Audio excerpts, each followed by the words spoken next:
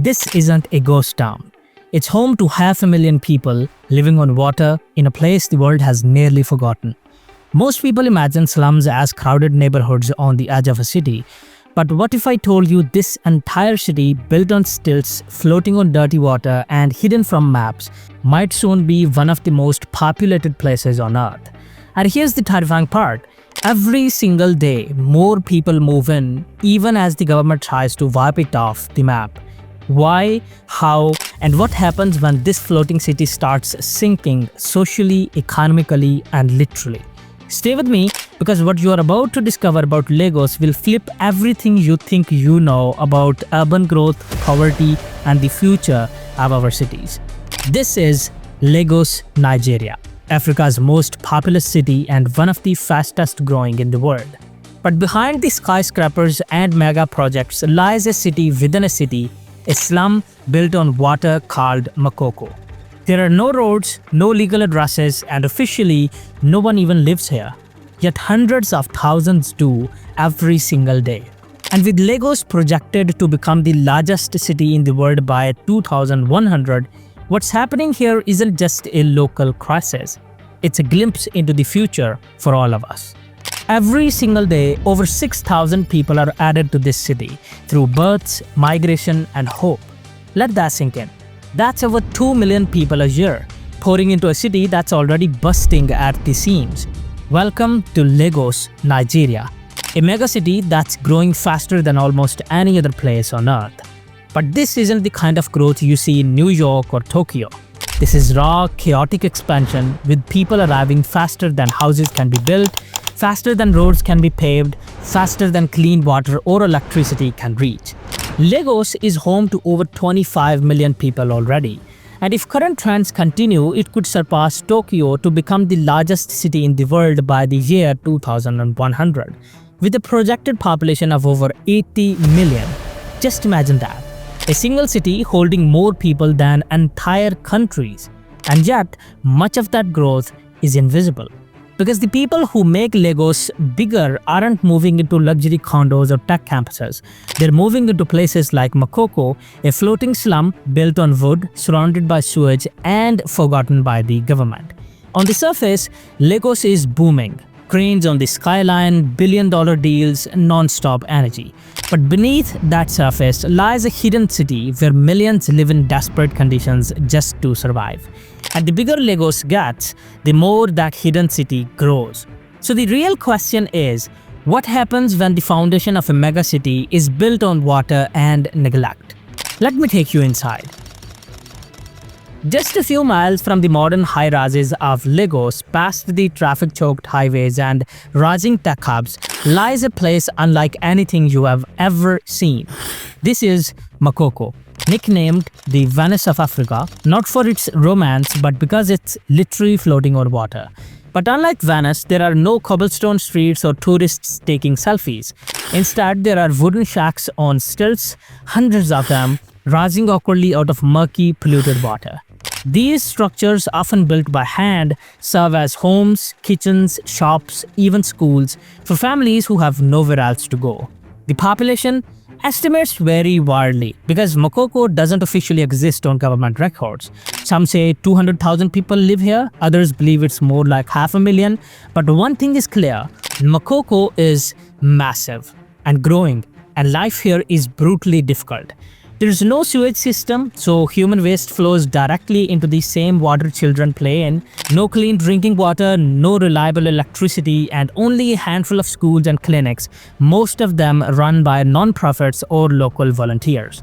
People get around using canoes instead of cars, paddling between homes and markets. Fires are a constant threat and flooding can destroy entire sections overnight.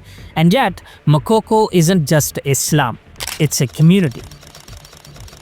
There is laughter here, children go to makeshift schools, women cook and sell food from boats, people live, love, and survive against impossible odds. It's a city within a city, forgotten by the world, ignored by its own government, and yet full of life. But how did it come to this? Let's go deeper. Why would anyone choose to live in a place like Makoko, floating above sewage, vulnerable to disease, fires, and flooding? The truth is, most don't choose it. They're pushed into it by a system that offers them no other option.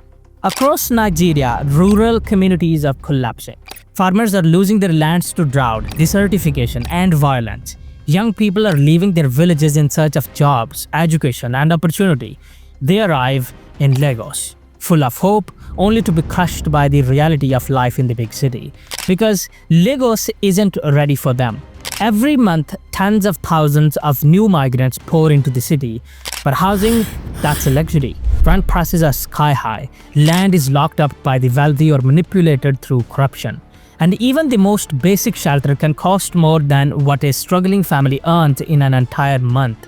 That's how places like Makoko grow, not from choice but from desperation. Imagine fleeing violence in northern Nigeria, only to arrive in Lagos and end up building a shack on top of swamp water, with your children sleeping next to buckets of dirty rainwater. That's the reality for many. And here's the painful irony. Lagos is built on oil wealth. It's one of Africa's richest cities, home to billionaires, booming industries, and flashy skyscrapers. Yet millions live without electricity, toilets, or clean water. In a city built on oil and riches, this is where millions are forced to survive. But what's life actually like for those people? Let's step inside the floating city and see for ourselves. Makoko may look like a disaster zone from above, a tangle of shacks on stilts with no roads, no electricity grids, no official borders. But step inside and you'll discover something the outside world rarely sees: resilience, ingenuity, and life. This is a place where people have turned survival into a system. Fathers paddle out at dawn to fish in the murky lagoon, sometimes catching enough to feed their families, sometimes just enough to sell for a few coins. Children attend floating schools built on platforms that rise and fall with the tide. Mothers cook meals in homes made of wood and zinc, their fires burning just feet above water. And there are no roads here, only water. So instead of taxis, people use canoes. A teenage boy mud ferry neighbors to the market, earning a few naira for each trip. A woman runs a small shop from her porch, selling soap, bread, or airtime to passing boats. Everything is improvised yet organized, a kind of chaotic order built from necessity. There's also a deep sense of community. Neighbors share food, help rebuild after storms, and look out for each other's children. Because in a place the government refuses to serve, the people have learned to serve each other. To outsiders, Makoko might seem like a place of misery, but to many who live here, it's home, the only one they've ever known. Still, the real shock isn't just that so many people live here, it's what comes next. Because Makoko isn't standing still, it's changing and fast. Makoko might seem like a forgotten relic of the past, a place frozen in time, floating in chaos, but its future, that's where things get even more complicated. Over the past decade, the Nigerian government has made it very clear Makoko doesn't belong on the map. In 2012, bulldozers arrived without warning. Homes were destroyed, families were left stranded, and when residents protested, they were met with force. The official reason: Makoko is illegal. Authorities argue it's unsafe, unsanitary, and not part of Lagos' urban development vision. To them, it's an eyesore in a city that's trying to project power, wealth, and modernity. But here's the contradiction. Makoko isn't going anywhere. Why? Because people keep coming. Every day, new families arrive with nothing and build something out of whatever they can find, and they are not alone anymore. NGOs, architects, and activists are stepping in. Some are designing floating homes and schools that are flood-resistant and sustainable. Others are pushing for community-driven urban planning, where the people of Makoko get a say in their own future. There are now proposals to turn Makoko into a model for climate-resilient living, a prototype for other flood-prone cities around the world.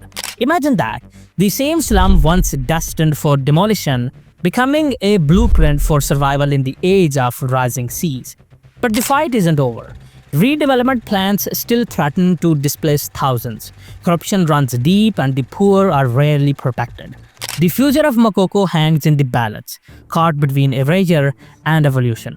And this matters more than ever, not just for Nigeria but for the world. Because if you think Lagos is crowded now, just wait. By 2100, experts predict Lagos could explode to over 80 million people. That's more than the entire population of Germany packed into one megacity. So the big question is this: can cities like Lagos adapt before they collapse under their own weight, or will places like Makoko be erased to make room for the rich, while the poor float further into the shadows? Makoko is a mirror. It reflects not just Nigeria's future, but humanity's. What we choose to do about it says everything about who we are.